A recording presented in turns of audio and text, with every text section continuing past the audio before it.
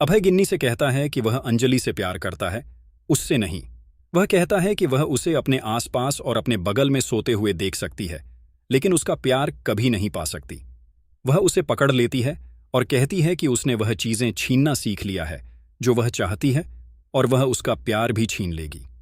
युवराज अपने दोस्तों के साथ कैजुअल कपड़ों में विवाह स्थल की ओर जाता है।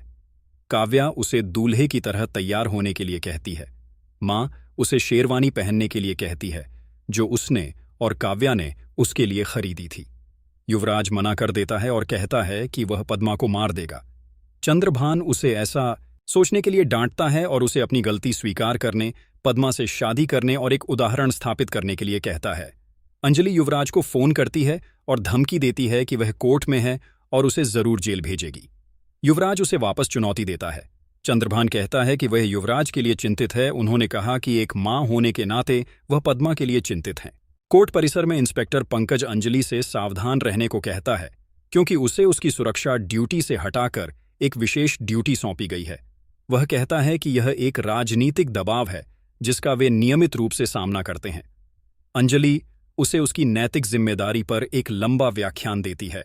इंस्पेक्टर उसके नैतिक ज्ञान और एक गरीब लड़की को न्याय दिलाने के उसके संघर्ष से प्रभावित होकर कहता है कि उसने विशेष ड्यूटी से छुट्टी ले ली है और वह अनौपचारिक रूप से अंजलि के साथ रहेगा। अंजलि उसके फैसले की प्रशंसा करती है। नंदिनी राघव से पूछती है कि क्या वह पद्मा और युवराज की शादी में शामिल नहीं हो रहा है। वह कहता है नहीं। वह पूछती है कि ऐसा क्यों, जब सब कुछ उसकी इच्छा के अनुसार हो रहा है। राघव का कहना है कि यह गिन्नी की इच्छा के अनुसार हो रहा है। यहां तक कि नंदिनी ने भी अपना सिर झुकाया और गिन्नी के फैसले को स्वीकार कर लिया।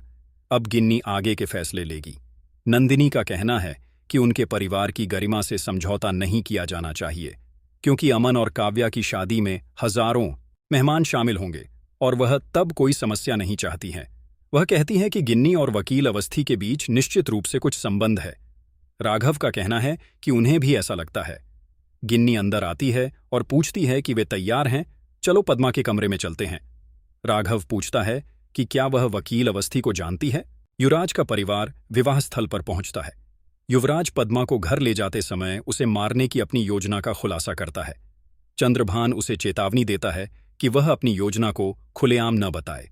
राजपूत पद्मा के साथ आगे बढ़ते हैं। पद्मा युवराज द्वारा उस पर किए गए अत्याचारों को याद करती है।